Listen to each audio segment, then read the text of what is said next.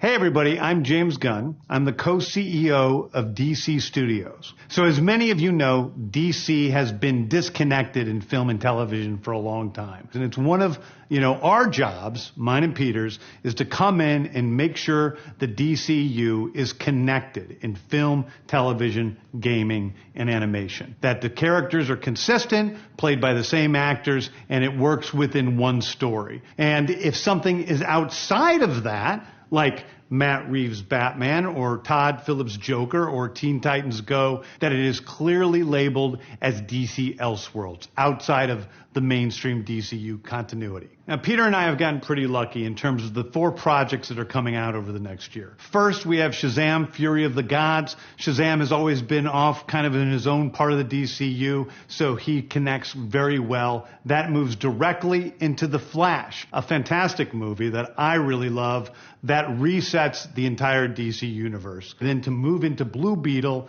a fantastic film about a kid who's a marvelous part of the DCU, and then into Aquaman 2, which leads directly into our next few projects, which I'm going to tell you about now. So, Peter and I, along with a group of very talented writers, have started to map out an 8 to 10 year plan of what DC Studios will be in film, television, and gaming. This first chapter is called Gods and Monsters. Now, this, what I'm about to tell you, is a part of the first chapter. It's not the entire first chapter. The first project is Creature Commandos. Creature Commandos is an animated series. I've written all the episodes. Something we're going to do that's a little bit different at DC is we're going to have characters move into animation, out of animation, usually having the same actor play their voice as who plays them in live action. The next project up is Waller. This is a story of Amanda Waller, played by Viola Davis. Viola Davis is going to team up with members of Team Peacemaker, and this is a story that's been created by Crystal Henry, who did Watchmen, and Jeremy Carver, who created the Doom Patrol. It is a fantastic story that's out of this world, and I can't wait for people to see it. Okay, next up is the big one, the true beginning of the DCU. This is called Superman Legacy. This is being written by me. I'm in the middle of it. I'm having a great time doing it.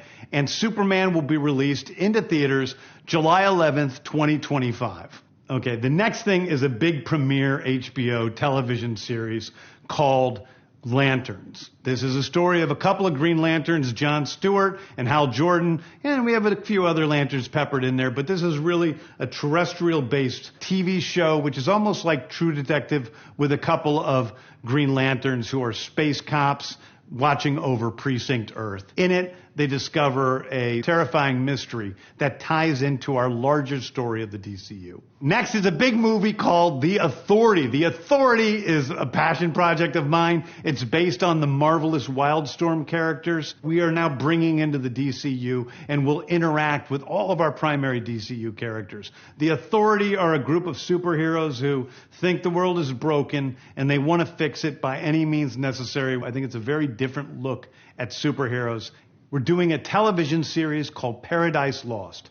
Paradise Lost is the story of Paradise Island, usually known as Themyscira, which is the birthplace of Wonder Woman. It's almost like Game of Thrones with Westeros, but with all of the inhabitants of Paradise Island. The introduction of the DCU's Batman is The Brave and the Bold. The Brave and the Bold is the story of Batman and his actual son, Damian Wayne. This is based on Grant Morrison's great comic book run. Damian Wayne is my favorite Robin. He's a little assassin who Batman tries to get in line, and so this is the story of the two of them and the beginning of sort of the Bat family in the DCU. Next up is a TV series called Booster Gold. Booster Gold is one of comics' really popular cult heroes. He is a fascinating guy. He's a loser from the future who uses future technology to come back to present day and become a superhero so that people will love him. It is basically the superhero story of imposter syndrome on an HBO Max series. One of my favorite comic book series from last year was Tom King's run on Supergirl, Woman of Tomorrow. And so we're going to turn that into a big science fiction epic film. Now, Superman is a guy who was sent to Earth and raised by loving parents, whereas Supergirl in this story, she is a character who was raised on a chunk of Krypton. She watched everybody around her perish in some terrible way, so she's a much more jaded character. And that brings me to Swamp Thing, the last thing we're going to talk about, a very dark horror story in the origins of the monster who is Swamp Thing.